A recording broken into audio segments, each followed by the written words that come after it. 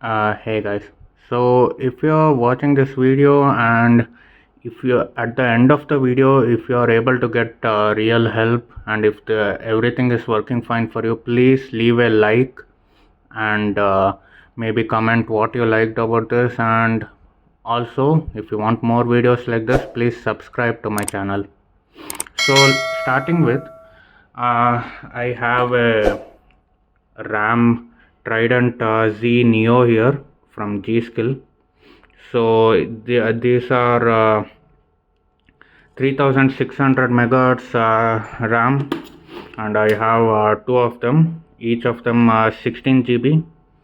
So everyone might be thinking how to insert this both into a 4-slot motherboard. You might need to start looking from the instructions very nearby. So you can look here that it says A2 and B2 are the first DDR4 socket, AM4.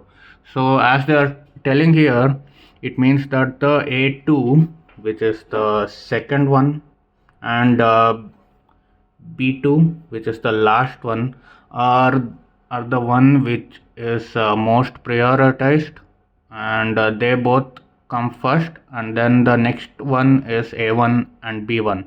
So you might try to connect this RAM to A1 and B1, but you will see that it won't go at the maximum speed it's supposed to.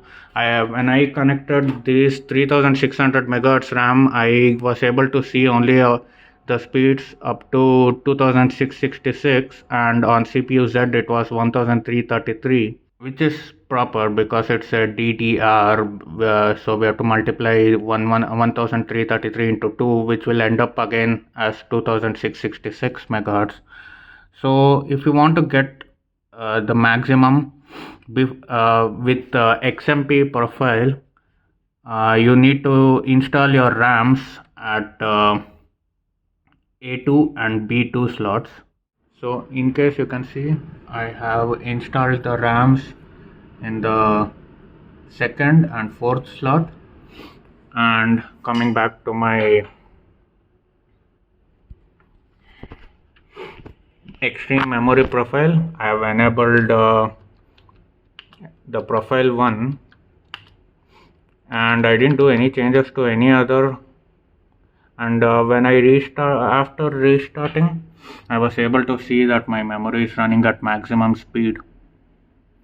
So if at all you don't see that this is running at maximum frequency, then you have probably not connected the RAM at the right slots, or you can try disabling the extreme memory profile and then rebooting, and then coming back to BIOS and then enable profile 1, and then you can just reboot.